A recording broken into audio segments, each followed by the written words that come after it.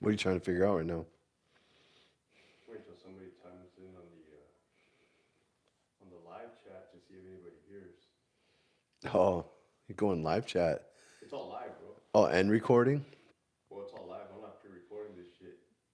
So it's live, but then does it like save to your It'll channel? save it. Yeah. Oh, nice. All right. Do a sound check. Sound check. 1 2 1 2. Hey, can you guys hear me? You guys hear me?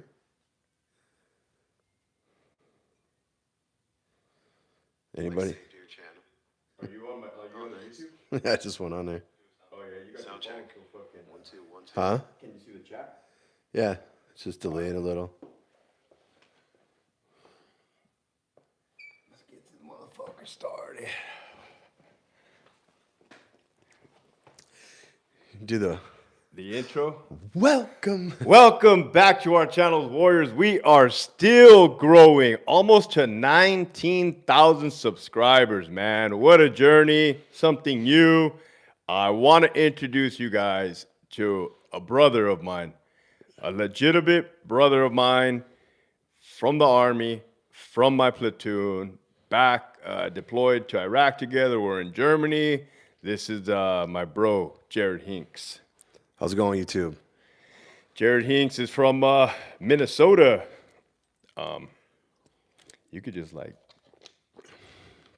occasionally check on your phone just in case it doesn't kick us out. You know what I Oh, mean? yeah, yeah.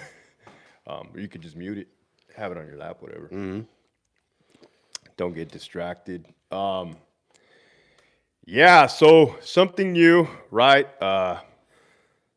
Gonna chop it up and just reminisce on the good old days. Dude, I want to get this out of the way, though. Shoot it. Was with your YouTube followers, subscribers calling you LT? Were you Lieutenant CO? Yeah. Oh, okay. What do you mean? No, that all makes sense now. What did you think? I don't know. Yeah, I was a lieutenant, bro. Little so- trigger? Huh? Little trigger? I don't Little know. trigger? No, Nah, LT it's makes lieutenant. sense. I didn't know Yeah, that. you didn't know that? No. It's the CO for 8 years, dude, and then freaking promoted to. Thought maybe you were sergeant. like a 16-year PFC. Nah, man. That was originally the plan, but what year did I go visit you? 09? Yeah, that sounds about right. 2010? In 2015, I promoted to sergeant, dude. Okay. Yeah, from that prison out in El Centro, it came over here to this one right here by the by the pad, man. I don't know if you've been watching my channel, but it was Yeah. wild. Yeah. Well, it sounds like you had a good enough reason to leave there. A couple. You want to talk about the prison, or you want to talk about our good old Army days, Now bro? let's talk about growing up. What do you mean growing up? I mean, what we mean? 18 years old? 2000, 2002. December 8th, 2002 is when I touched down at Schweinfurt. And I came right after Christmas, but before New Year's. So I think I was there like the 27th. You came after New Year's. No, before New Year's, after So Christmas. I got there before you did? Yeah. It's kinda weird. You and Garcia and you guys are at Hill. Fournier? Yeah. And you guys are all like acting all hard like you're the big vets. Yeah, we got 2 weeks in, bro. Kind of like 30th AG. I was just thinking about this the other day. 30th AG and processing. When you get there and you get off the bus, like you see in the movies, like the Marines and all that, and you're thinking like, I mean, nobody tells you anything. So I'm like on this bus. We came from Atlanta Airport at the middle of the night, and I'm thinking I'm gonna get off this bus. It's gonna be like Full Metal Jacket, or they're just screaming at you in your face and stuff. And it was like, Nothing? it wasn't even, that's not basic training yet. That's the in processing center. So they're like, all right, come this way. And you get all the briefing and stuff in that room. Were you let down or were you confused? I was confused. Me too. But then, so we're done with that briefing or whatever. And we go into the barracks, and it's like multi-stories, but like open in the middle. And I remember these dudes that have been there for like a week, or maybe they're like medical holdovers or something, leaning over and they're like, oh, fresh meat. Did blah, they have blah, blah. shoelaces? Huh? Remember the suicidal guys didn't have shoelaces? Yeah, that's right. They had orange vest? But I was thinking about this the other day. I'm like, the audacity, like, of those dudes to be acting like they're some kind of vets or something. It's like, you haven't even been downrange to the training facility yet. Like, you don't know. Hagen's. Yeah, man. What battalion were you at in Benning? Alpha 254 Hell's Kitchen. Yeah, I was 158. I don't know. Really? House of Pain. That's what it was. Yeah. I feel like watching your movies and stuff or your videos every time you talk about Iraq and the army, like you got such a better memory than I do. I really don't talk much about it because Well, the ones that you have. believe it or not, man, the crowd isn't really too into those military stories. They're all into the prison Well, I mean, you stories. got your niche, that's for sure. But yeah, my memory is shot, bro. My memory is done. Well, you seem to remember stuff better than I do, but once you start talking about it, I'm like, oh yeah, like I remember that. I think it's bits and pieces. Some stuff it's like, did that really happen? And I mean, Yeah. it's normal, I guess, from what I've gathered after the fact that your mind fucking purposely forgets shit. Dude, I worry sometimes. Like I feel like I legitimately worry that I have like memory loss Oh, for sure, from dude. like That's mandatory. no, but I mean like specifically from like the IEDs and stuff, That's mandatory, bro. you know. I don't know. Sometimes I just can't. That's why I told you I was in a band and like we were good, you know. Like Was it like a Blink 182 band? we were called Sold Out because the musicians in my band were so good, but they grew up playing like, you know, classic rock and all this stuff, and then we were like they felt like they sold out to themselves because we decided that every band in town, you go to a bar and the band's doing classic rock. And we were like, let's do something different. So we decided we ain't going to do a song that's like prior to 1990. And we did Blink 182 and we did a lot of 2000 stuff. But Were you guys a cover band? yeah, So you guys weren't writing your own music? no, we were a cover band. I mean, that's the easiest way to get paid around town. Like Really? people go out to the bar and stuff, they want to dance to like what they know. You know, I think bands that write their own music don't really do good at venues and stuff until like their shit's on the radio or Isn't that the whole or point? they just been around. Yeah, but I mean, we weren't even trying to go there. Go big or go home, But bro. my whole point of all this is that I quit the band because it became more work than fun. Meaning, I couldn't remember lyrics. Like it was those guys in my band. We'd play a song on the iPod or whatever, and they'd hear it like 2 times and they'd have it down.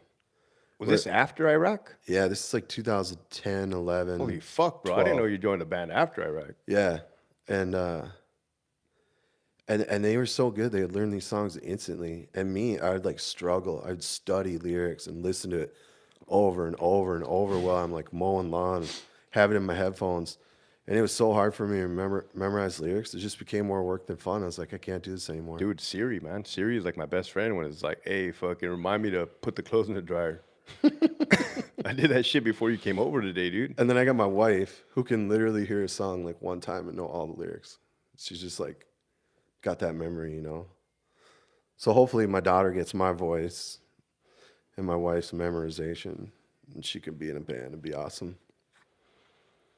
Speaking of that, bro, they're gonna be doing like a MRI on me soon with like the brain to see. We'll see what it shows. I had one of those when I thought I was having a stroke when I got Bell's palsy. I don't mean to laugh, bro. I don't mean to laugh. But when you were telling me you had that done, right?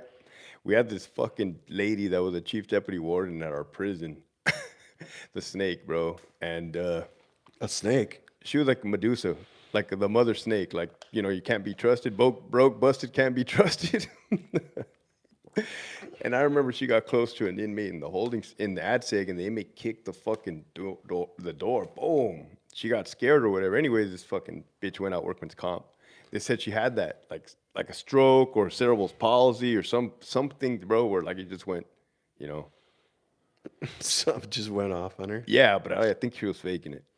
You know what I mean? Oh, yeah. You can see the writing on the wall that her time was getting short. I've seen so many people throughout my years working different places that are just like trying to milk the system. Barnett, you remember the blood from Compton?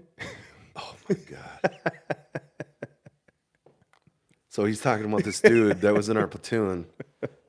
Yeah, well, he said he was a blood from Oh, he was Compton. a blood. Go look at his fucking Facebook. But Big old giant black dude, young, because we were young, but he was younger. We were but he was huge. He was like 6'6". 6'6". He was my roommate for a while. And he used to Did he steal your he CDs? used to steal my PlayStation games And because I sell see 'em? like one was missing. And I was like, what the hell? But we lived in the barracks, so there's like tons of dudes in there, and I feel like, you know, like you might come in my room and take a PlayStation game because you want to play it for a little while. Yeah, just bring it But back. then it'll come back. But these games would be missing and they never come back. And then one day our squad leader comes in the room and he's like, this guy's from like deep South Louisiana, you know, Sergeant Coleman. And he'd be like, hey, Barnett. You know, he'd talk like that. He'd be like, what's that game you said you were going to sell me? And I'm like, in my bunk, and I turn over and I look like, what? And Barnett's like, oh, man, I got you. And he has a game like in his big old hand, trying to hide it from me like this, gives it to him. And he's all trying to be slick and hide it. And then Sergeant Coleman like grabs the game and he's like looking at it, holding it out in the open. And you could see how uncomfortable Barnett was. It's like hinks written with a Sharpie. No, but I should have been. But I was just like, What game was it? I have Madden? no idea. No idea. So, anyways, this guy Barnett allegedly hyperextends his knee out in like Hohenfelter graph. And next thing you know, this motherfucker is dancing at the club, At the Megadrome. sea walking at the Megadrome, right? But around the company area, he would wear that fucking the fucking leg brace that had Yeah. like the valve on it to let out the What air. happened to him? Because he never even He deployed pistol with whipped us. the pistol whipped the German couple and robbed their jewelry. Oh, yeah, and you got Hill, arrested, Hill right? and Cabrera went to jail for him. Cabrera did? Hill and Cabrera. Oh, they were with him. That's why, right? But then it got sorted out, right? Well, yeah, Barnett fucking got in trouble.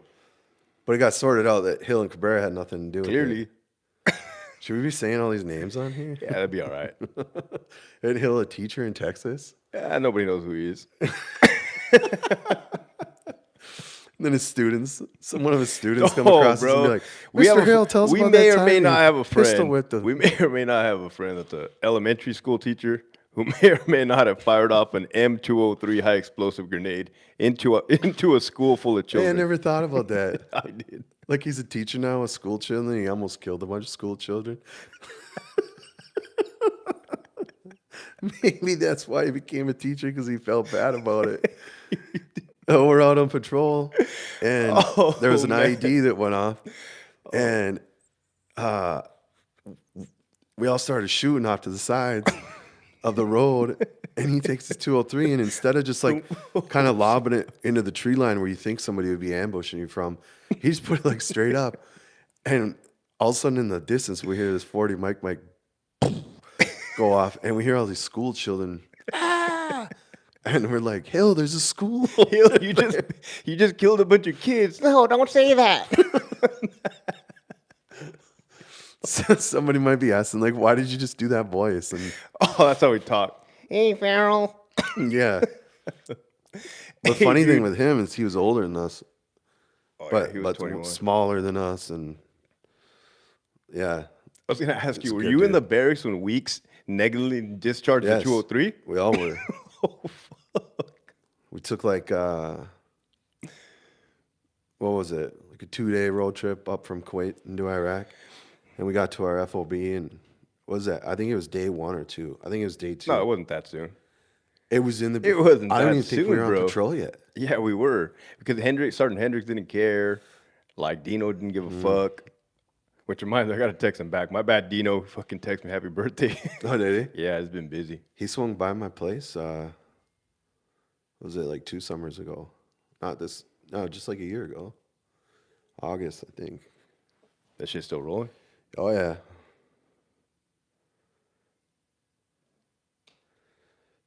Yeah, Dino's been doing some like cross country tours. He likes it, dude. It's good to get out there in the fucking wilderness. Mm-hmm. We're telling you about that Montana trip. That shit's cool to get out there. My daughter liked it. Yeah, so I live in Minnesota, and I mean I can drive. Well, I don't even have to drive. I can go across the street and be in the woods. Tell him why it's not a good idea. I don't drink anymore, bro. When I went- When you came and visited.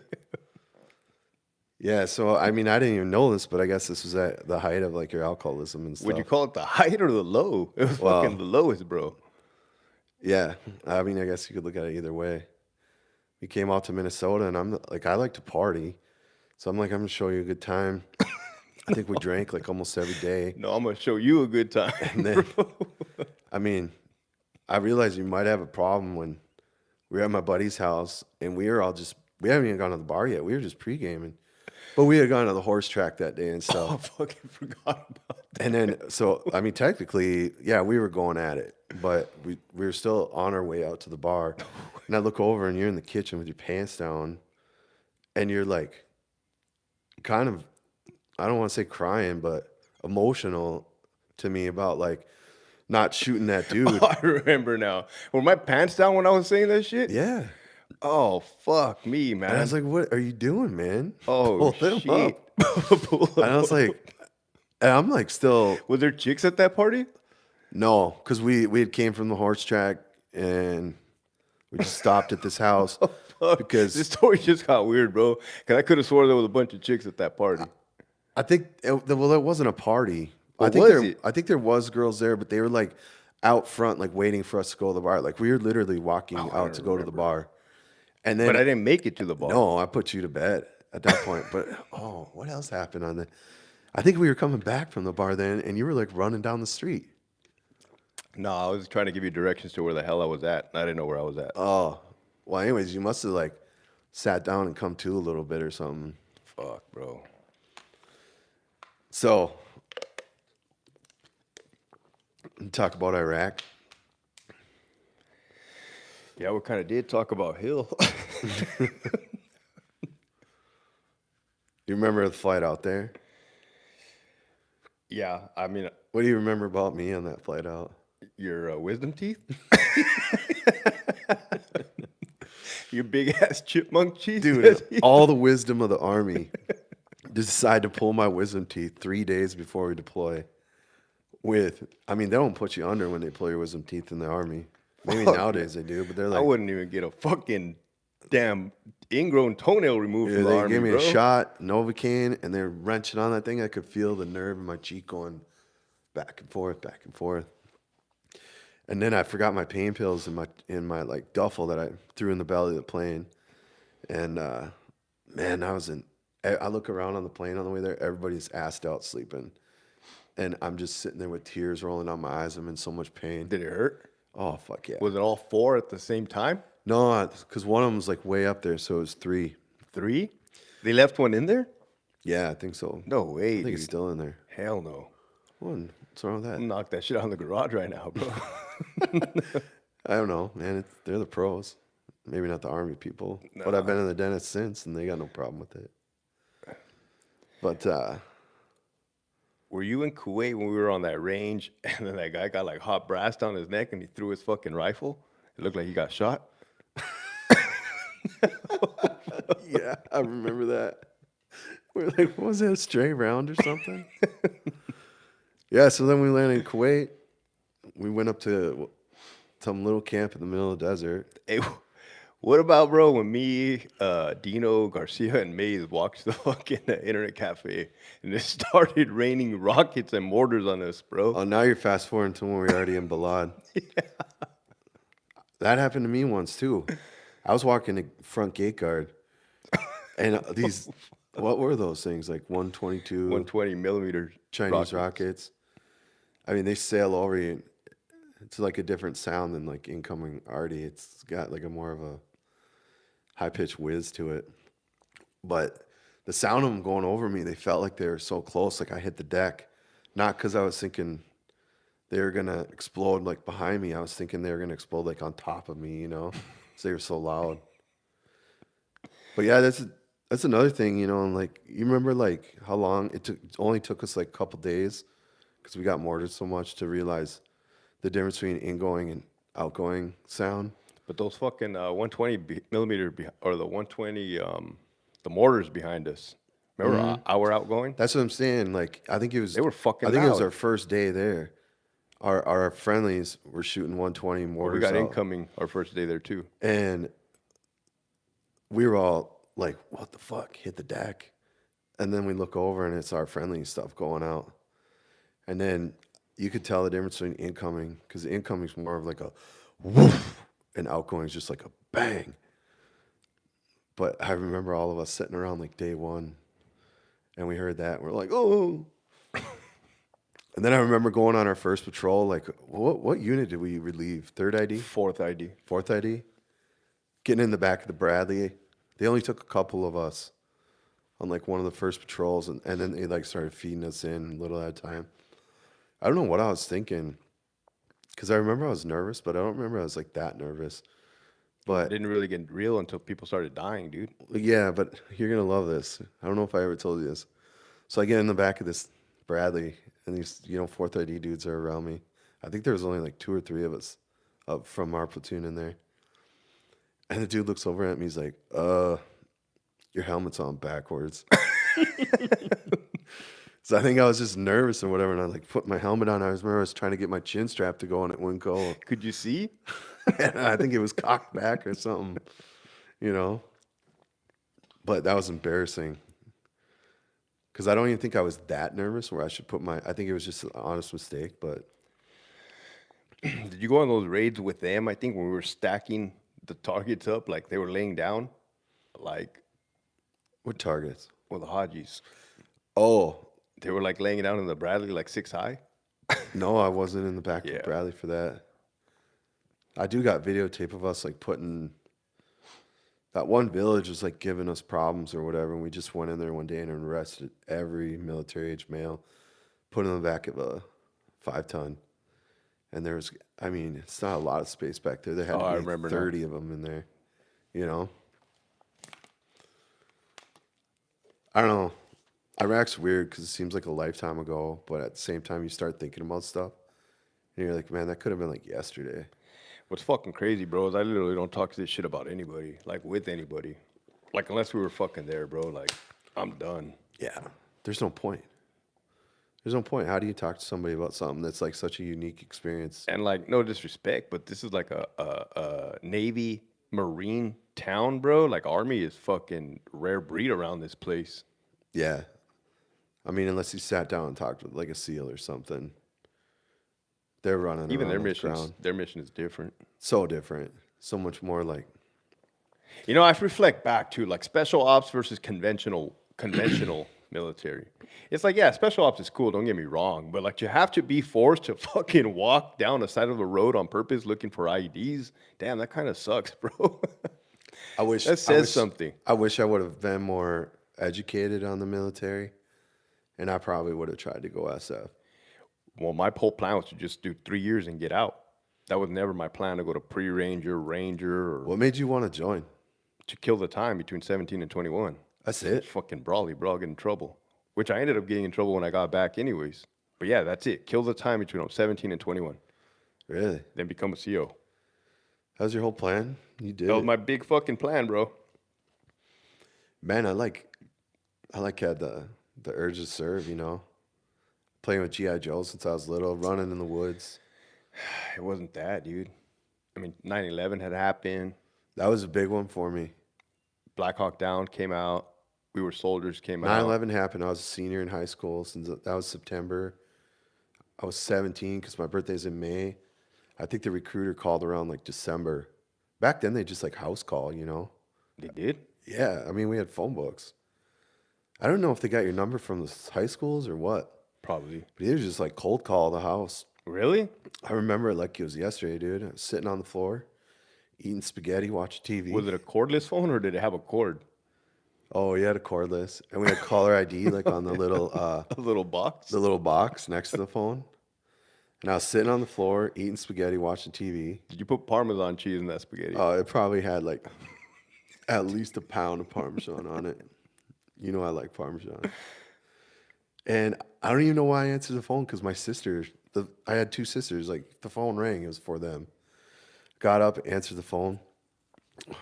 Hey, looking for Jared Hinks? Yeah, this is Sergeant so-and-so at the U.S. Army recruiting, blah, blah, blah. And he started giving me the pitch, and I go, hey, I'm going to make it easy for you. I'll join. Why? I don't know, man. I believe in God. I feel like there's been a few times in my life that God is just like, But why didn't you just take the initiative if you were so sold? Why didn't you pick up the phone and call the recruiter? because I think I was too busy just having fun being a senior in high school. So that's all it took, a recruiter just to fucking call Yeah, you. I don't think I'd really thought about much, like what I was going to do after. How many years was your enlistment? 3, which was What about Maze? what, 7, right? Yeah, well, Because 3 active, 4 inactive. Wasn't that what it is? total 8 years. Oh, so it was 3 and 5. Which the inactive I'm part just doesn't saying mean Mays, anything. bro. Mays got screwed over for a 6-year infantry year contract. How did that happen? Fucking, they okey doked him. Wow. So I say, hey, bro, if you can give back your $20,000 bonus to go home right now, would you? He's like, in a heartbeat. yeah.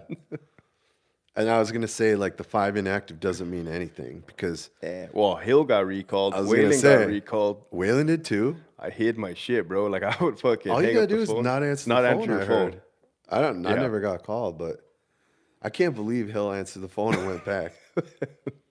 How long did he go back for? Do you know? Like a year. It wasn't he about deploy? answering the phone, bro. He came home, there was a fucking FedEx packet at his front door with orders and a fucking plane ride to like Fort Jackson, a plane ticket. I pretend that got lost in the mail. Exactly, bro. Oh my god! Go burn that shit in the backyard, dude. Did he deploy? Do you know? Yeah. So he just went in a year, deployed the whole And he time. came back. Now he's a school teacher doing the Lord's work. Oh man. Well, back to like that call. Like I believe in God, and there's only been a couple times in my life that I feel like God's just spoken to me. Not even like spoken to me, but I just have a feeling like this is right. This is what I need to do. So I told the dude, I'll make it easy for you. I'll join. He's like, oh, that was easy.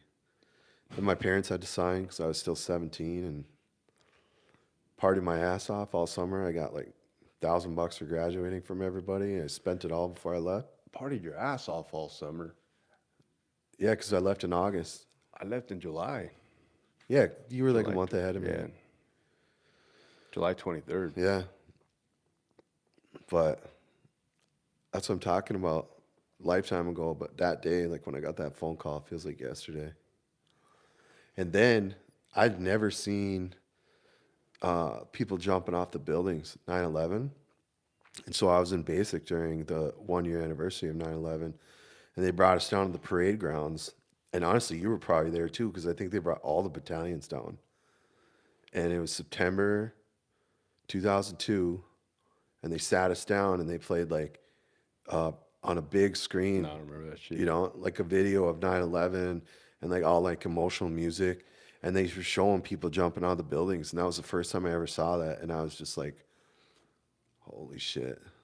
Let's go kill some Haji motherfuckers. Yeah, we wanted payback, but they sent us to Iraq, bro. Iraq had nothing to do with that shit. I know. How do you feel about that? Not good. I mean, obviously, your opinion's kind of right there. I mean, I don't like hold it against anybody. I mean, it just is what it is. No, it's politics. Yeah. But it's just disgusting, you know. I mean, fuck it. When you realize the government's just willing to just do stuff like that and send people to die. And Yeah, dude. I mean, I feel like we have more reason to be in Vietnam than we did in Iraq. And you know how people Went feel. back in the day? Yeah. Like it was to stop communism. Like communism was like viewed as such a bad thing back. I mean, it's not great, but you know what I mean? Like that was the overall mission and goal in soldiers' minds. And there's lots of guys that joined up and went over to Vietnam because they believed in what we were doing over there. And it's like Iraq, like what were we doing? Like playing world police again? I've often said, like, I think we would have been better off never going over there Right. and leaving Saddam in charge. 'Cause Leaving him right there. Saddam how would many be right there. thousands, Just hundreds of thousands of civilians died? Saddam would be holding down the fort right now Yeah, as we he speak. would. Like, it ain't a great situation. No, but but I guarantee you could probably fly and travel to Iraq maybe Yeah. if Saddam was still there. Maybe. I don't know. I don't even know what the state of Iraq is right now. Fucking like I know just northern put a- Iraq's in turmoil light a paper still. bag on fire. And fucking. Unreal. It's like, what was it all for? Did you get emotional when Mosul got taken over by ISIS and the rest of all the cities fell? I mean, I don't know about emotional, just like, you know, irritated. Yeah. We should, like, I'm just so sick of us playing world police, you know? Would you recommend young men to join? Absolutely. Because government's always going to be government, whether it's corrupt or Or is there any other doing way? good or doing bad. But the military gives you an experience that I just believe every young man should go through. Yeah, dude. And I think I was telling you during fucking pizza during dinner that since I fucking been out, bro, I ain't ever I ain't ever met anybody as loyal, dedicated, or fucking disciplined as the guys in our unit, ever. Yeah, and I mean, Like, it's fucking hard for me to. you know how function out here. Germany has like a civil service law? Like Yeah, you're yeah. a dude, and maybe for women too. You're a dude, you turn 18, you're done with school. You have to either join the military or some kind of civil service, like work at a hospital or something. There's a whole bunch of them, but what is it, Israel too? Everybody has to do like a mandatory like 1 or 2 years in the military. Can you imagine how much better off our country would be if it was like that? Well, I don't know, bro. You really don't want people that are not meant for it in there. True, but I don't know. At least you could break them. Like in Yeah, it basic went training, soft though. let them just break them and then be like, "You're not good enough." Let them go through life feeling that shame. No way, dude. Nah, I don't know. You know, you gotta find a balance point, but I mean, I bet you. I don't think they're breaking Joe these days. I don't know. Yeah, you're actually probably You right. get a fucking cell phone. Yeah. Probably could take a vape pen in. Like, Man, stress cards. I started hearing about that before I even got out. So it was like 2005, and I think we got a new guy in, and he was telling us about stress cards or something. yeah, all that fucking shit, dude. And then like, you know how much pride like you and I have in Benning, home of the infantry, and then they're like training just all types of MOS down there, and then they all think they're badass. They're like, I went to Benning, and I was like, what? Dude, I think we caught the tail end of the good old days of the army, being in 2002 and going into Germany. Honestly, Like, they would still put hands on you if they needed to. you know how I know that? My platoon, when I got there, the head drill sergeant wasn't there because he was under investigation for beating the shit out of a kid on the previous cycle. So we had like the assistant platoon drill sergeant, and he eventually became like our main one. Dude, I got kicked in the ribs by this black drill sergeant. He was one of those E5s that just fucking like, Why do you gotta say black? because I didn't appreciate it. I mean, I don't care. I think that's hilarious. That you said that. Sergeant, what's his name? Grothin was white. He stepped on me and Garcia's fingers in Hollinsville. I remember. Bro. Do you remember at Hohenfels when I thought we were doing grappling or something, and I like Sergeant Grothin said, "It was like none of you motherfuckers can take me," and I was like, "I'll try." Dude, I literally thought he like dislocated the vertebrae in my neck. What about He had me on the ground so fast. Lieutenant Sarson? Were you there when I choked him out in Samara? No, I didn't go to Samara. You didn't go to Samara? No, Where were you? I was pissed. R&R? Yeah, Oh shit, bro. I tried to get out of my R&R. It And they was wouldn't let alright. me. And I was pushing it, and eventually got to the point where that first Sergeant Olroyd, I mean, he like fucking yelled at me. That dude was a fucking tool, anyways, man. Yeah, dude, it's I mean, you didn't really miss out on much, but it was just wild, bro. Like a free for all. yeah. Man, now that like I'm in a position in the military now, even though it's just Air Force, it's like I'm in a position where I look at the overall mission and I look down at the younger people and figure out what training and stuff we need to do. But I look back then like what we were doing, and even like I read a lot of books on like Vietnam and tactics and special forces, and I just think what we were doing there was so dumb. Who? Us What do you mean? just patrolling every day, waiting to get ambushed. No, I mean, yeah, because they like didn't think have a about it like plan. this: we knew there was bad dudes out there. Like when the Iraqi National Guard wanted to build those checkpoint towers, Fuck, and bro. they would get blown up by IEDs because they didn't want them built there. Were you there when that ING bus blew up with a V-bid? Yes. Did you take those pictures? Yeah, those are all my pictures. Why don't you tell us that from your point of view? That was in Were January. you there? Yeah, I was there. I was riding in Sergeant Golson's fucking vehicle. Okay. Well, we were all the way down MSR on Tampa. Tampa. So as the crow flies on a map, that's probably 5-6 clicks. And like we heard it, this we're like, holy shit, like whatever that was a big one. And the radios started lighting up and stuff. And then I think the talk told us go to this. Go to the front gate. Go to- yeah. Palawada just got hit. And we get there, and I mean, Blacktop Road, and just like this, it's not like when a bomb hits and blows out a crater. It was almost like, you know, Jolly Green Giant just smashed his foot in the road. It's like, but it went down like 4 feet, and then like car parts all over, and then in the ditch off to the side is this bus that's just. You're gonna have to insert a picture right here. I got I something don't to think I send can you. insert the picture after the fact, but it don't matter. We'll figure it out. I'll fucking upload all kinds of shit. But this, oh yeah, because it's live. Yeah. Yeah, well, this you could tell it was a bus. All it is like charred seats and the frame left. The whole top of the bus is blown off. And then in the field off to the side, you look around, all you see is these clumps, like bodies, body parts. At what point did you realize, like, oh, this is just fucking pieces of meat everywhere? Like, at what point did you realize, holy fuck? I feel like right away, like Me as soon too, as we bro. pulled up. Dude, And I mean, it was just like, I remember walking around, like there's a boot, still got a foot in it. There's a chunk of brain. There's a dude, hand, there's I a finger. I don't know if you saw the same fucking charred body, but everybody was charred. But the charred torso that was like sticking up like this, and it was January. So everything was fucking steaming because Yeah. their shit was all hot inside. And these fucking ING went to go pick up that individual and just Remember, red slush from that Remember fucking hole. Lieutenant Muhammad, the head of the He police? got arrested. That's what I heard, which is probably bullshit because he was a good dude. Well, he was wild. But anyways, But I remember him crying and sobbing, and all the other guys are just, like, what do you, like, Americans would, like, go along with the body bag and try to, like, keep parts separate. They were just tossing these remains into the back of this Toyota pickup, And we're standing there, like, basically just kind of as a security remember they were element. firing their weapons in the air and just stopping traffic and beating the fuck out of people? Yep.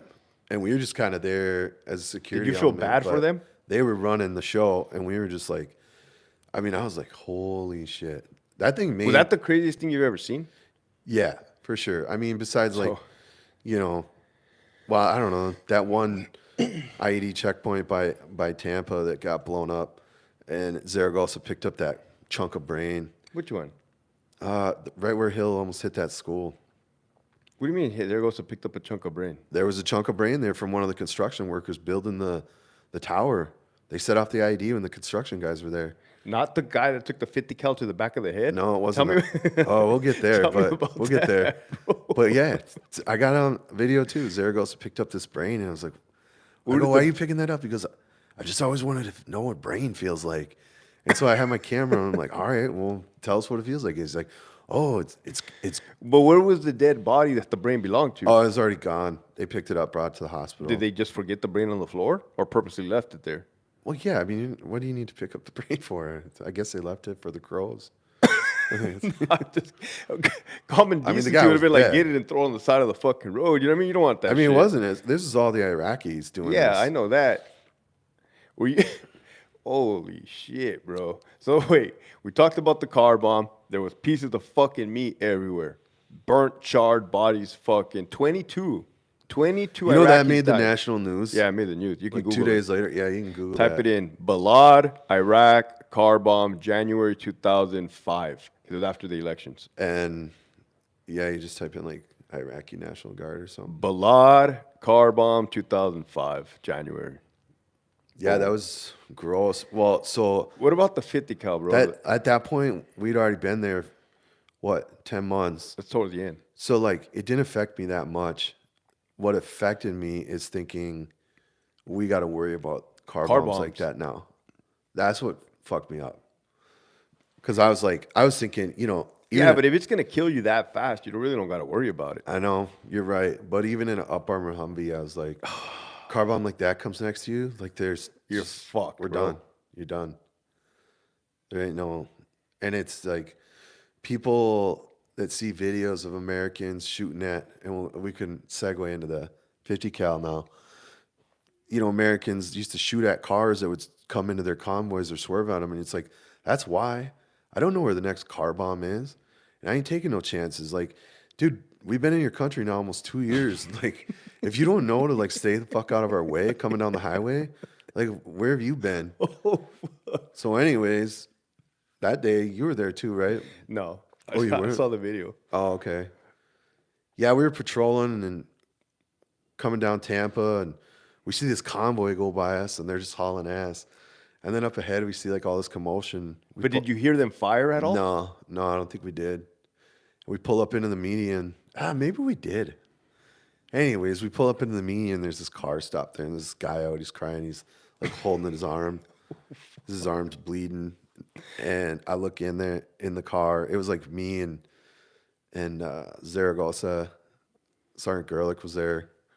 But I think it was me and Zaragoza coming up to the car at first. And yeah, the driver was out holding his arm and he was bleeding. And the other guy that was in the passenger seat, a 50 cal round. I'm assuming it was just a warning shot. Like a dude. It wasn't a fucking warning shot, bro. It definitely wasn't. The 50 cal round went through the back of the trunk, hit the spare tire. Hit the dude in the back seat. Oh, there was two of them though. Yeah. I forgot about that. Hit the dude in the back seat, killed him, and went right into the back of the head. Yeah, killed the dude in the back seat. I think it went through his torso, and then it hit the guy on the right side of his head that in the passenger seat, and his head basically, the right side blew off, and the left side just folded over. And I got on video Zaragoza going in there and picking it up. And breaking his fingers. Because remember, he had the prayer beads in his hand? He died with the prayer beads in his hand. I don't remember that. But I remember him picking up the side of his head. And I was just so like awestruck that his ear and his hair and everything was just like still perfect, as if nothing happened to him. Yeah, well, what about the dashboard and the windshield? Oh, Oh, fuck. yeah, man. Hopefully it was a rental. Can you imagine? It's a rental returning taking that. it back. Oh. Oh, just get like empty McDonald's fucking paper, fucking. Dude, so I told you, like, in that one instance, the brain was like a chunk. Oh, this one was like, bro. You threw it in a blender and just threw it all over the dash and the door. And I remember the way his head was folded over. There was no eyes, but you could see the eye sockets, like the muscle structure of the eye sockets and stuff. That was messed up. You know what else is messed up is the dude that killed those two guys. He probably never even knew. Oh, of course not, dude. He's probably just going to church every Sunday, just loving life. Doesn't even know. What if karma would have got him down the road? You just don't know. Maybe. I don't know. It's a different world. Hey, so I don't know about when all our buddies and stuff went again in like 08 or 07. Both. I don't know what the rules were then, but I've talked to people that have been there like after us, like I think we fucked it up for like everybody 2008, else. 2009, and they talk about how they had to count their rounds and stuff. Count the rounds. They couldn't carry hand grenades. They couldn't paint their fucking face because they were intimidating the locals. You heard all this too? Yeah. And they had to do round counts and do inventories once a week or whatever. And if you were missing a round, like you're in trouble. Really? And I tell people, I was like, really? Like we had crates of ammo just sitting in our barracks. We used them for seats and stuff. And like in the Humvees, like 40 millimeter grenades rolling around and Rounds cooking off in the gunner position. Yeah. It was just like fucking free for all. yeah, we had no limits on ammo. I remember we were coming back from somewhere, cruising down Tampa like fast, and it was either Zaragoza or Acosta, where some live rounds had fallen down by the transmission between the driver's seat and It was Usler. the heat. It was Usler. The heat started cooking them off. They thought they were getting ambushed. Usler thought he was getting ambushed. Yeah, man, I wonder where he is. Prison? I don't Remember, he know. landed in prison. Did he really? Yeah, his mugshot's on the internet. Was I it hope he's out. Like prison or jail? Well, I think when you're pushing jail, you're kind of pushing prison. Well, it depends what you did. They kind of go hand in hand. Yeah. Yeah, I often wonder like where people are at. So it's what? It's August 31st. In 10 days, What time is it? it is 21:55. Damn, dude, not bad, bro. In 10 days is Doc's anniversary. Oh, fuck. September 10th. But you know what I was getting into is wondering where everybody's at, because I know there's been talk on the internet between us, like doing like a 20-year reunion. But they always say that. Never happens. I don't know. We could do it for Doc, but My wedding was like when everybody came. That was the most we've had together. But I just think it'd be cool to try to get everybody together. You know, Vegas. How did or it feel? something. How did it feel visiting Doc? Did you get some alone time? Yeah. with your family My there? wife said, like, so today on the way down to San Diego from LA, I stopped in Riverside at her buddy's grave. And I haven't been there since, when was your wedding? 2011? Yeah. So my wife's like, well, like, what do you want from me? Like, what should we do? I was like, just stay in the car. I'll be back. Yeah, I went there, and, you know, it's crazy. Like, this emotion you don't even know is in you, just all of a sudden comes out. Just sat there for about a good 10 minutes. Just kind of shooting the shit. Dude, But I've been there like, I went there when I came back. I was all fucked up. Went there a second time. I probably only been there like 7, 8 times. I mean, I guess as I grow older and more mature, it's like, fuck, man. You know, things are better and a better place for me, but it's still, the whole fucking thing sucks, dude. yeah, The whole fucking thing sucks, bro. Especially having my daughter now. Did your daughter get out of the vehicle? no, she didn't. You know, my daughter want to be asking questions and shit, and I don't feel like telling her anything, dude. I don't lie to my daughter on that stuff. I tell her it's dad's bud that died in the war. My daughter knows because she saw my tattoo on my back. So she's like, "Oh, Daddy, those are your friends that are in heaven." Mm-hmm. And I'm like, "Yeah, baby." Yeah, man. I don't know. It's a really beautiful cemetery, though. Riverside, dude. It's nice. That's fucking Starbucks across the street didn't used to be there. There's like a Starbucks there now. I want to say like a Chick-fil-A or some It shit. was kind of cool because, you know, I work with F-16s, and there was Oh. F-16s doing pattern work there. And like as I'm sitting there, you know, they're flying over. Sound of freedom. That's what they call that. They got like March Air Force Base right there. Mm-hmm. Yeah, I don't know what they call it. The signs say ARB, though. I don't know what ARB stands for. Air refueling base. That's what that stands for. A really big base. A really big base. Yeah. Oh shit, dude. Yeah, man.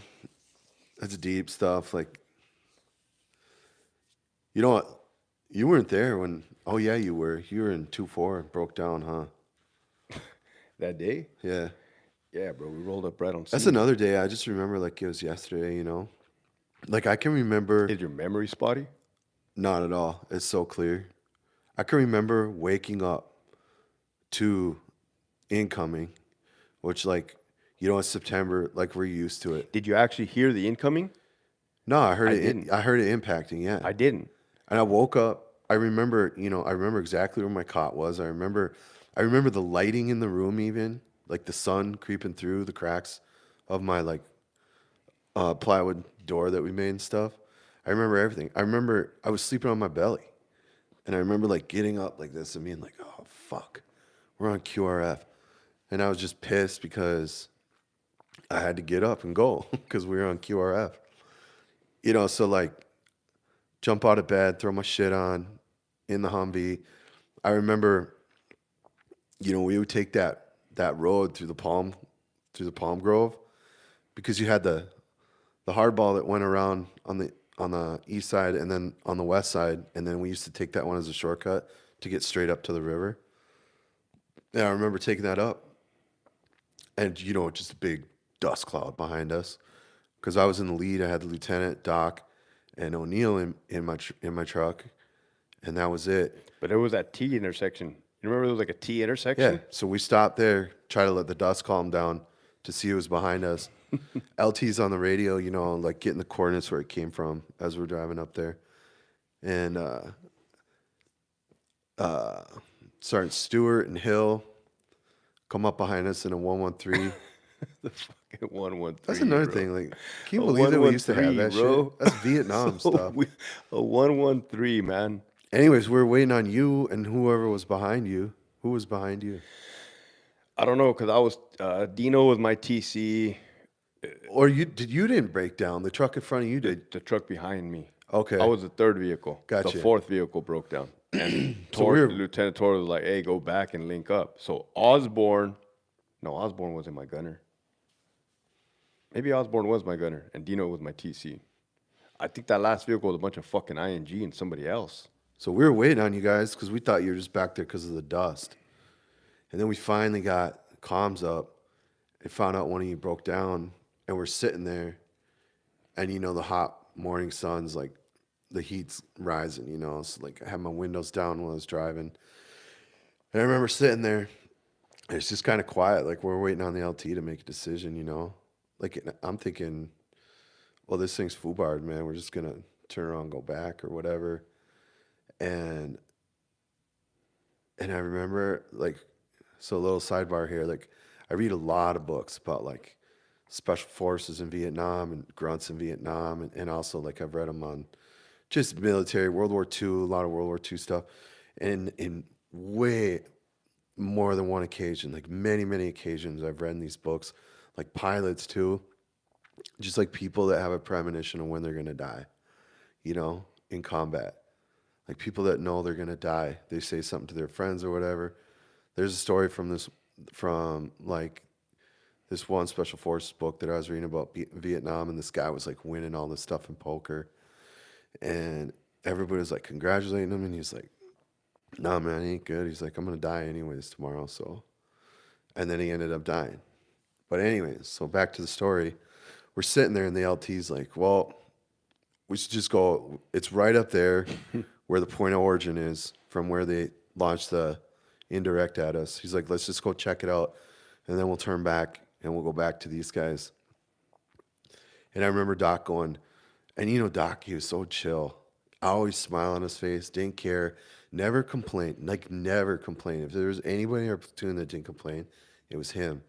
And I remember him saying, "Sir, I don't think we should." Damn. It was just something like that. Was he in your vehicle? Yeah, he was right behind me. Oh, fuck, dude. And he goes, "Sir, I don't think we should." He goes, I don't. He said either that or he goes, I don't think, I don't really got a good feeling about that. Something like that. One of those two things. And I remember, like, because we're just chilling there now, waiting on your slow ass. And I turn around and I just remember I kind of gave him a look like that. Like, that's really weird. Like, that doesn't, I just remember thinking, like, that doesn't sound like Doc at all. And so I was like, all right, yeah, let's pull up. LT's like, go ahead, let's pull up there. And I always rolled with my window down because of the heat, you know. And we had that, 2-3 inch bulletproof glass on there. And I remember, like, for no reason at all, the only thing it can be is God. That's crazy, dude. I put my window up right before we left. That's fucking nuts, bro. Yeah. And we pull up. And I remember I kind of pulled to the right side of the road a little. Pulled up right next to that IED, dude. Yeah, hold up. I pulled to the right side of the road, and like in no way am I putting it on the LT. This is just what happened. I pulled to the right side of the road to stop, and he goes, "Pull right up there in the middle of the road." So I pull up to the middle of the road, and because we were QRF, so we were like running kind of light.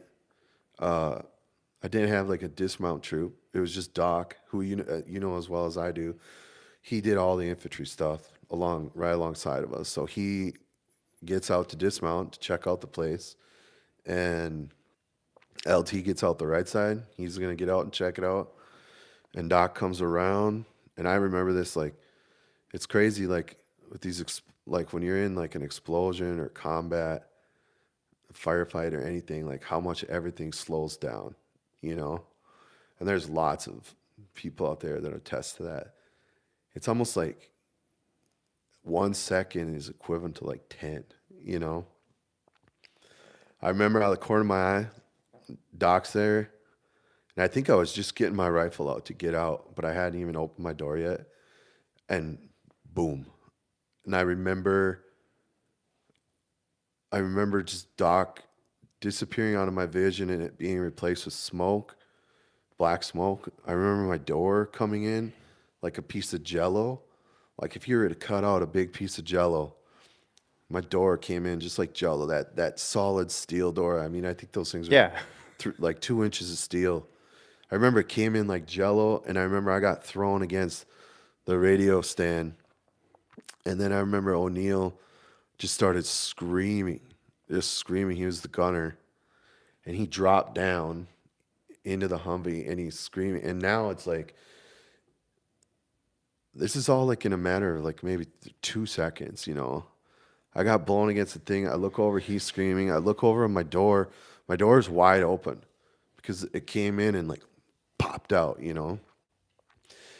And the first thing in my mind is like, we're being ambushed and my door is open. Like they can shoot me. So I go to shut my door and I get my door like to here. And it was like training or whatever, just being pissed off. And at this time, I don't even know anybody's hurt really, you know. You know, as far as I know, O'Neill was just scared from the blast. And I was like, fuck that. And I threw my door open and raised my 16 and I just emptied all 30 on it, like out in the wood line, you know.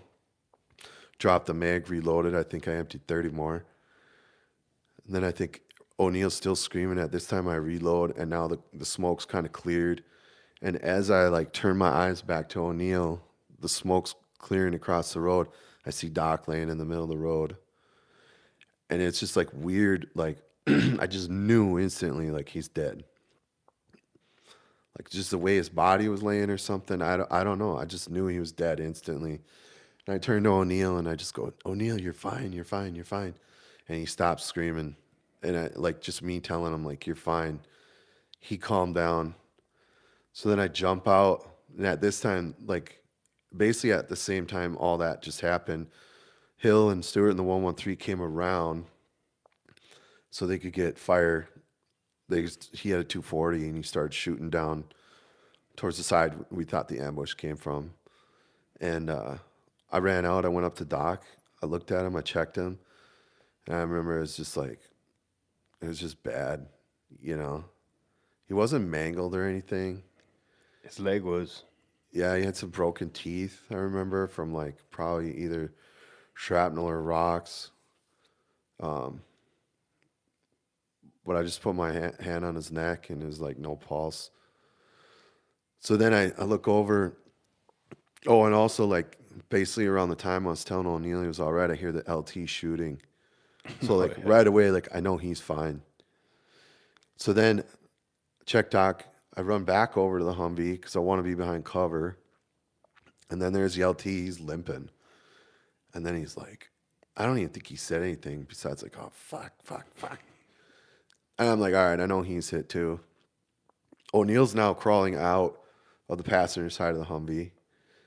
And he sits down in the passenger like floorboards. And he's sitting there and I come over there and at that time, like you're in combat with just like other men. Like I feel like rank doesn't really matter. Like it's whoever steps up kind of deal. And I told the LT, I'm like, LT, where you hit? And he's like, in the foot. I'm like, all right, sit the fuck down. And I look over at O'Neill and he's like, Hinks, are you sure I'm fine? Like my head really hurts. And I take his helmet off and he's got a big fucking like penetration wound right here. And I'm like, I don't know what to do with that. Like they always taught us just head wounds, just wrap them up lightly or whatever to try to stop the bleeding. Well, he wasn't bleeding much, but you could tell something went in his head, you know? So I was like, yeah, you got a little wound. I'll wrap you up like after I get the LT, you know? LT sits down in the back seat and he's like taking his boot off and he couldn't do it. So I helped him take his boot off and he's got like blood like kind of pouring out. He had, I don't know, like 5-6 fragments of. No, I remember the bottom of his foot looked like ground beef. Yeah, like he got hit with some pretty good sized chunks of steel. Wrapped his foot up. Now, this time, Sergeant Stewart, who used to be a medic before he was infantry, came running over. He checks Doc on the way over to us, comes up to me, and he goes, Doc's dead. And I'm like, I fucking know. Sergeant Stewart's a fucking idiot, bro. Yeah, well, yeah. I don't know. I mean, when I shot that guy, he was fucking panicked, didn't know what to do. And Dino was like, you were a fucking medic. Fix him. I feel like we all had the same training or whatever, but I feel like when push comes to shove, a lot of people don't know what to do. That's what I'm Come saying. on, Like bro. That guy, if he didn't act like that, then some people it step wouldn't have up, been some so people bad. freeze, Anyways, our antennas are blown away. No radio. I don't know what was going on in the 113. I mean, you got Hill driving and Stewart's out of it now. I wrapped LT and I put some dainty ass bandage over O'Neill because like I didn't know what the fuck to do. And I feel like there was that Iraqi checkpoint just like 200 meters down the road. At this time, like a bunch of them showed up in their truck. And I don't speak Arabic, but I'm just like, you get down here, get down. I'm placing them in security and I'm going like this, like you point that way, And then at that point, I think I grabbed one of them and the 113 had a litter in it, or maybe my Humvee, I don't know. I got a litter I from don't somewhere. think those dudes came from the checkpoint, bro. They might have came with us from that last vehicle. No, because you weren't there, because you were showing up because Because it was Sergeant Eggert. Yeah, I remember. you and Sergeant Eggert. I think you showed up right about this time. And I grabbed one of those Iraqi National Guard dudes. And I don't know where I got this litter from, but I just didn't want Doc's body in the road, So I grabbed one of them and I put his body on the litter and then put it in the back of that 113. And that's like one other memory I have is putting him on the litter and just seeing his hand kept flopping off. And I just kept grabbing it, like putting it back on. Like as we went to pick it up, his hand flopped again. And that's just like really bothering me. But put him in the back of the 113. I think you guys pulled up then and you guys had comms. And that's when Sergeant Eggert was calling back to the talk to get a medevac rolling. The LT was like, he was just defeated. He knew he just lost a guy. He's wounded. O'Neill's wounded. I was the only one in that truck that wasn't wounded. And I told you I put my window up. I had like 3 huge spider cracks from shrapnel. And what's crazy was like we said, I was probably 4 or 5 clicks from Palawada. And like, remember Garcia was in formation for guard duty that day and said he heard that explosion like it was a block away. Well, they thought they were getting incoming on the fob. Yeah, I mean, we were parked. I mean, I'm not shitting you when I say that the distance between me and you. Probably closer, dude. No, it was about that far. It was a berm on the side of the road. Me and Weeks followed that wire. Yeah. That fucking dude had a perfect line of sight. Like, perfect line of sight. And then that fucking asshole ended up running into the village. On the river there? Yeah, down the fucking riverbank into the village. But I think we ended up dropping like 2 500-pound bombs or 2,000-pound bombs on that village. Like, I don't remember like that week later. I don't remember that, but yeah, September 10th. It was a crazy day. It's like you grow up fast, And then I remember you showing up and my adrenaline, I feel like at some point, I forgot to say, at some point in there, it might have been even before the Iraqis got there. I ran down because it was like there was a ravine there where the guy's line of sight was, and it was perpendicular to the road. I ran down the side of that about 100 yards. Yeah. By yourself? Yeah.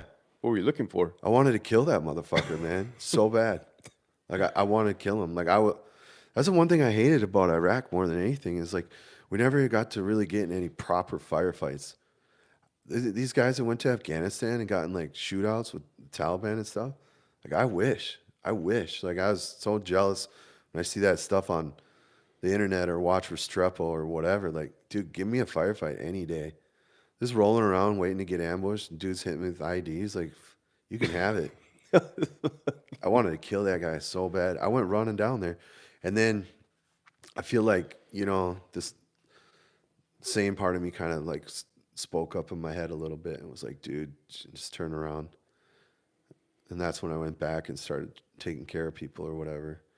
But then you guys rolled up. And I remember I was just like super relieved to see you because, like, nothing against Stuart, but I kind of feel the same way that you said.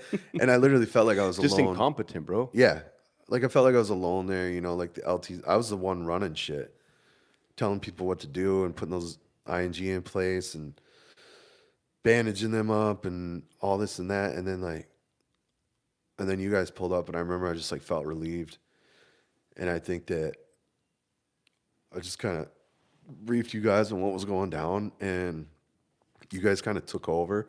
And then I sat in your Humvee and I smoked a cigarette. And I remember like I was coming off that adrenaline. And I remember I was just like, I had that cigarette in my hand and it was just shaking like this, you know? It's crazy.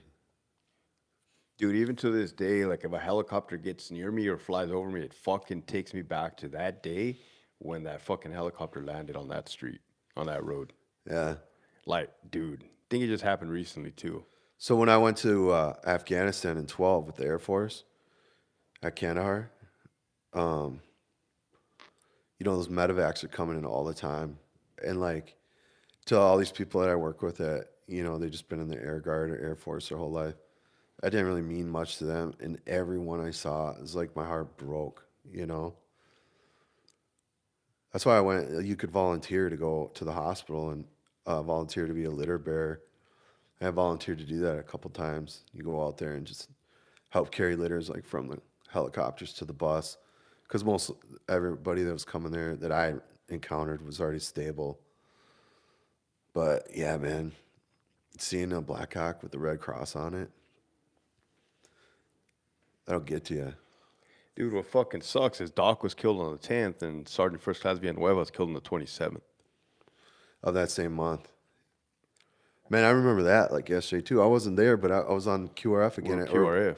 Okay, yeah, and I just remember pulling up to that area, and we're sitting there like, what's going on? And then that was right around the time I think the bird was already coming in, and they were pulling him out.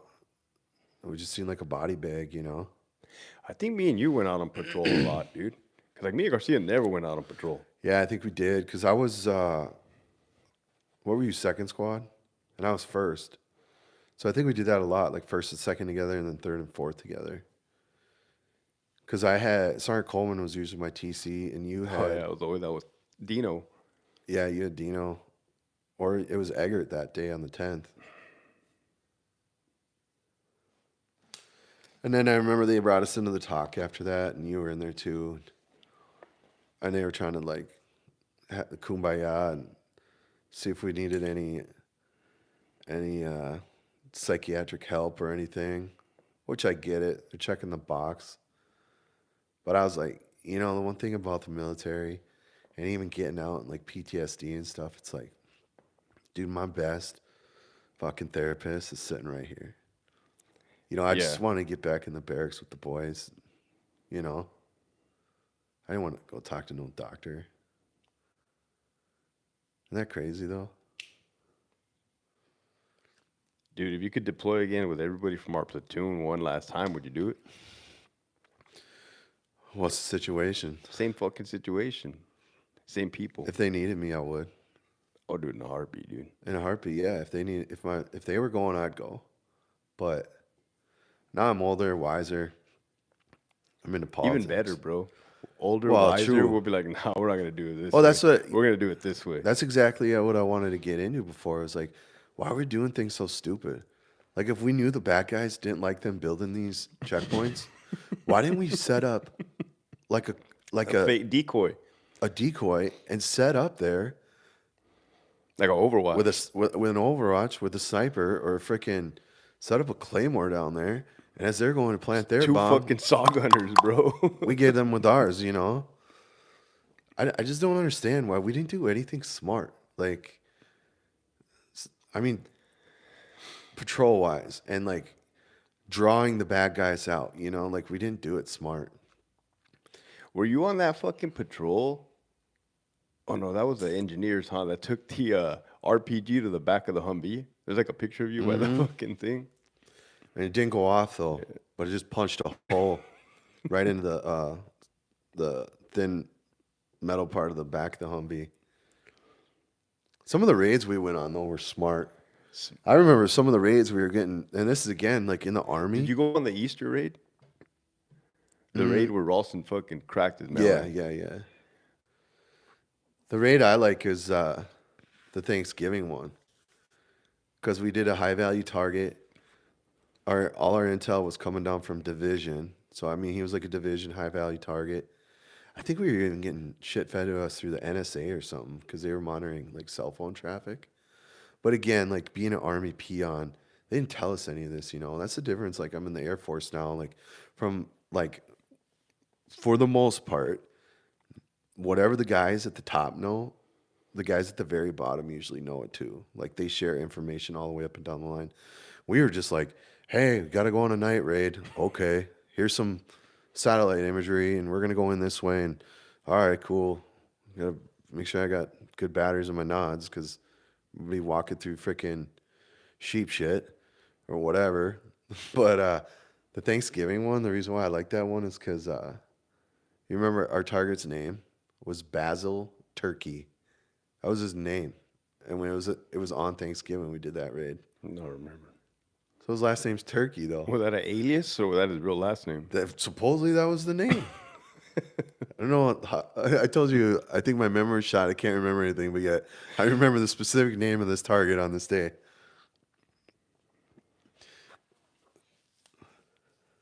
Man, it's fucking nuts, dude. Did you go to the combat ball when we got back to Germany? Yeah, Did you with get my fucked up? freaking E-Do stripes. Why? You got busted down? Yeah, I got duty. After a DUI? I was the first one in our battalion to get a DUI once we got home. Definitely not the last. No, no. But they gave me. Remember, second platoon went nuts and started smoking weed in the barracks. Who did? Second platoon, everybody went nuts and started smoking weed in the barracks and getting high. What? Everybody started doing drugs. Boy, it was fucking nuts. Oh, I don't remember that. Yeah, dude. Nobody from second platoon re-enlisted.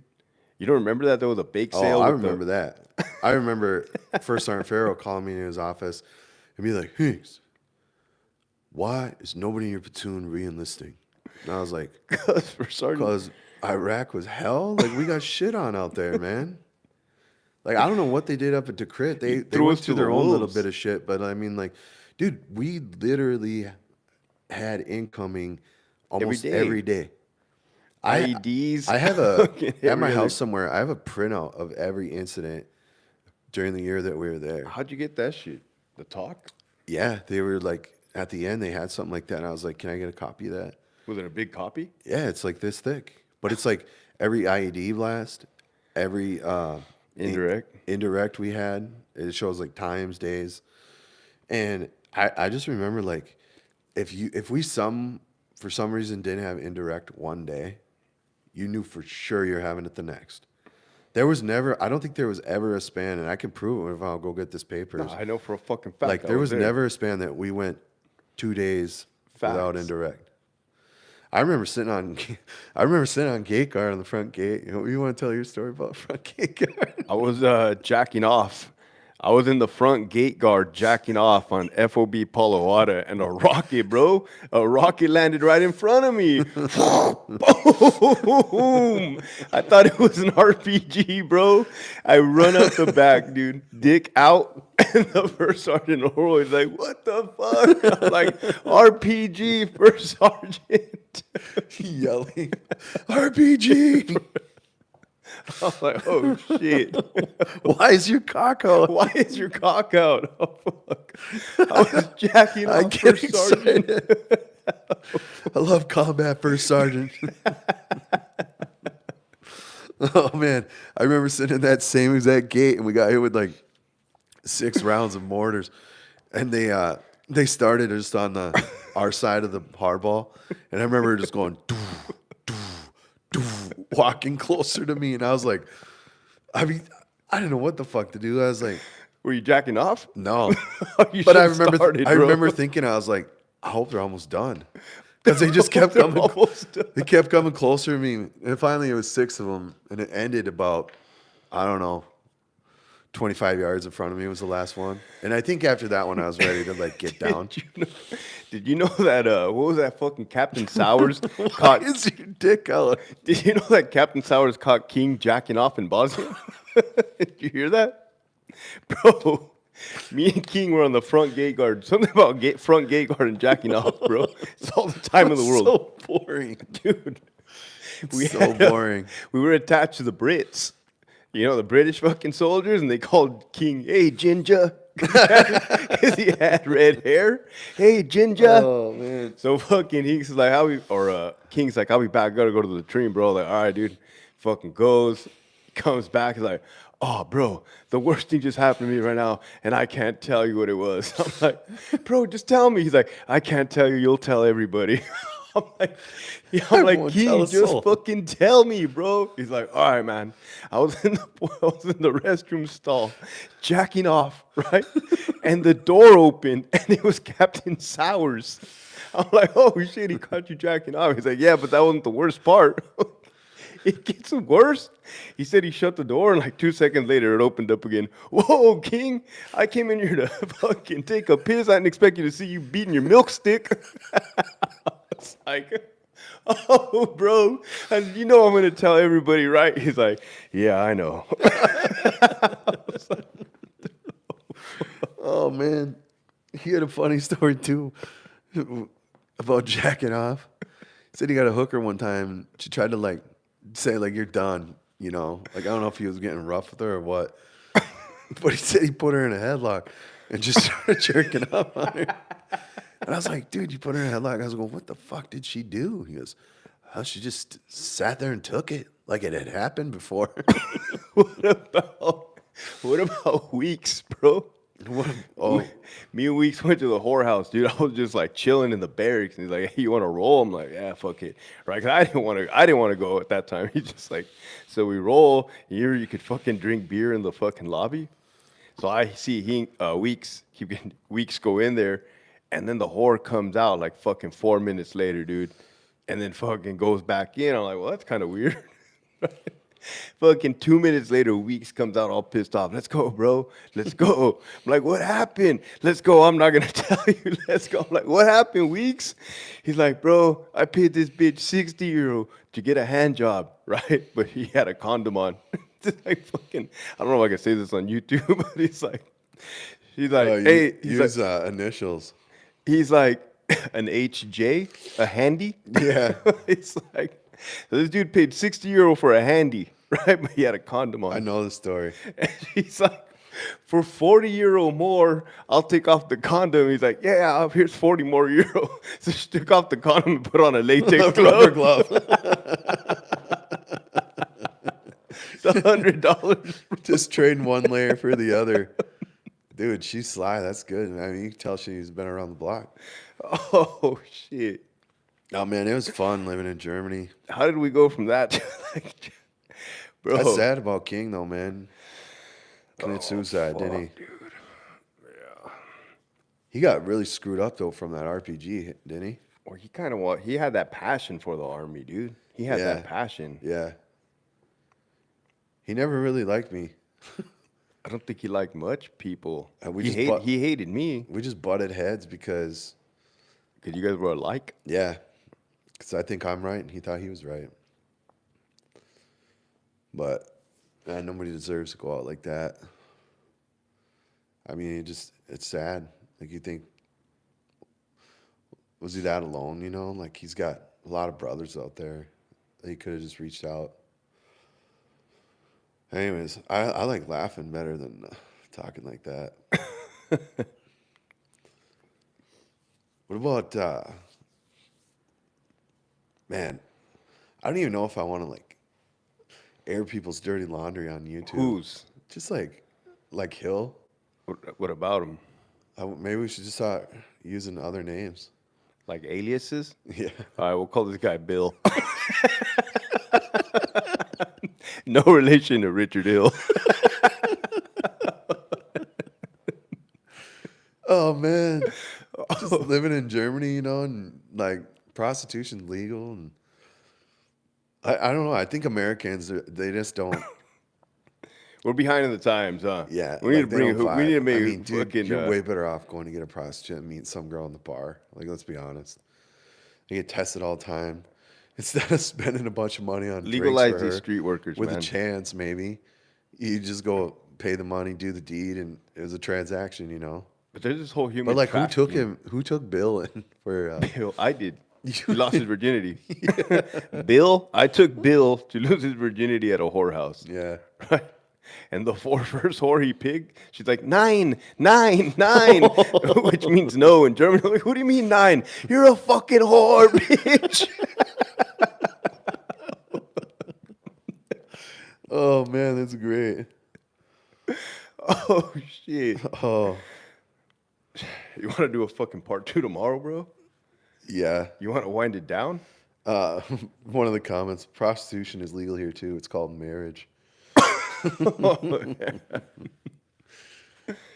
Oh, Oh man, remember when Bill like he had, you know? I wonder if she like told him no because she's got to look at his beanbag.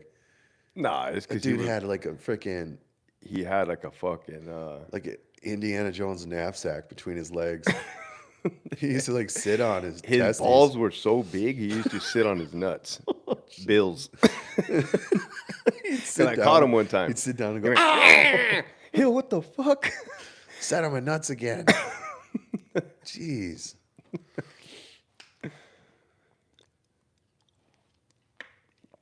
$22.30. Fuck, that's good timing right there. We'll wind it down. That was probably an hour and a half, I think. I'm not good at math.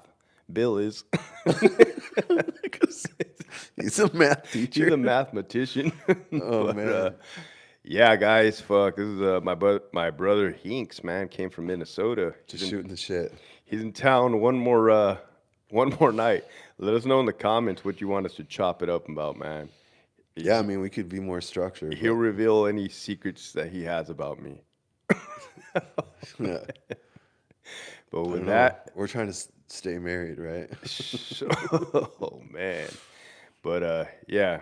Yeah, catch us tomorrow night. All right, keep pushing forward.